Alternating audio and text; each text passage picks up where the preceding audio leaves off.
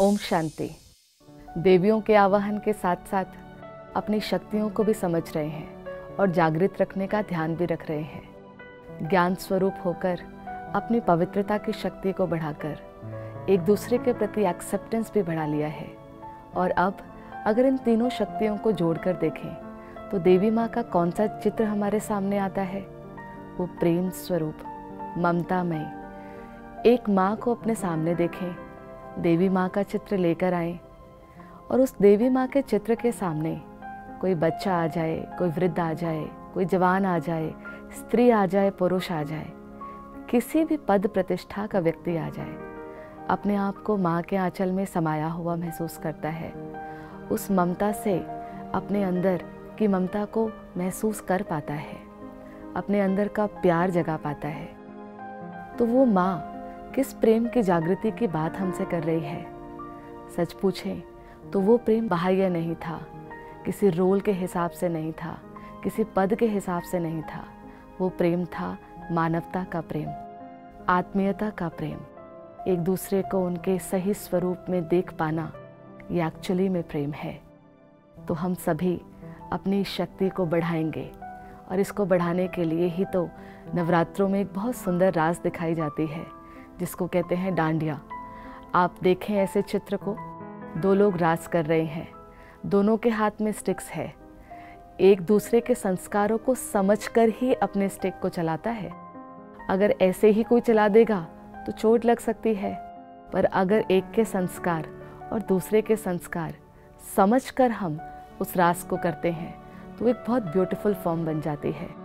तो संस्कारों की रास तभी हो पाती है जब हमारे अंदर मानवता के लिए प्रेम होगा। और जब प्रेम होगा तो वहाँ कंप्लेन नहीं हो सकती है, जहाँ प्रेम होगा वहाँ ब्लेम नहीं हो सकता है। तो इतनी प्रेम की शक्ति को बढ़ा लेंगे कि हर एक के साथ हम एक जैसे समान भाव, प्रेम का भाव रख सकते हैं। और इसी का गायन है, ऐसे प्रेम की शक्ति का ही गायन है। ये दुनिया स्वर्ग बनेगी फिर से। और वो स्वर्ग जिसका गायन है, जहाँ शेर और बकरी भी एक घाट में जल पीते थे।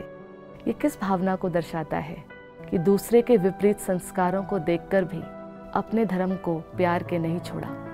दूसरा कैसा भी है, हमने प्रेम, क्षमा, दया इसको पकड़ कर ही रखा।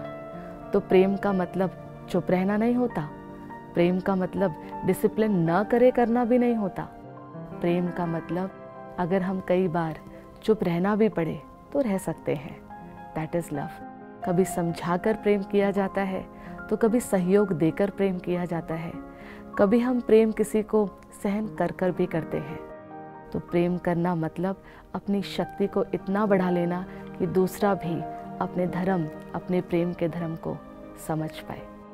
तो कुछ देर के लिए साइलेंस में बैठेंगे और अपने इस प्रेम की शक्ति का अनुभव करते हैं।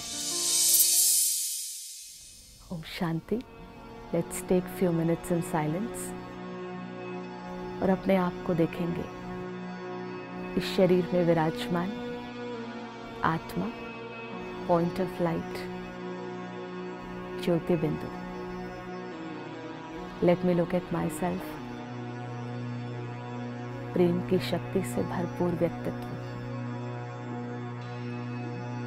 परमात्मा की संतान, पिता की जैसी संतान।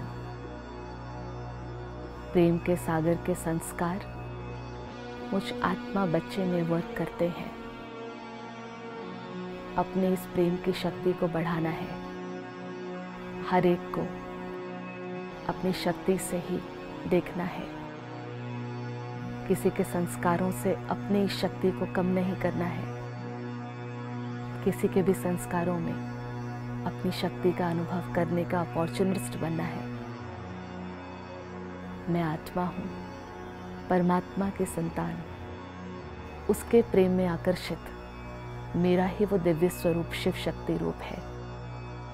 परमात्मा प्रेम की आकर्षण का मेरा ही रूप वो कंबाइंड शिव शक्ति रूप है।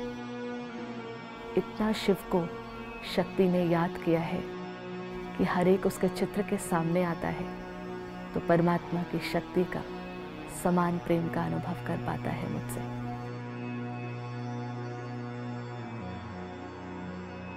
ओम शांति। है।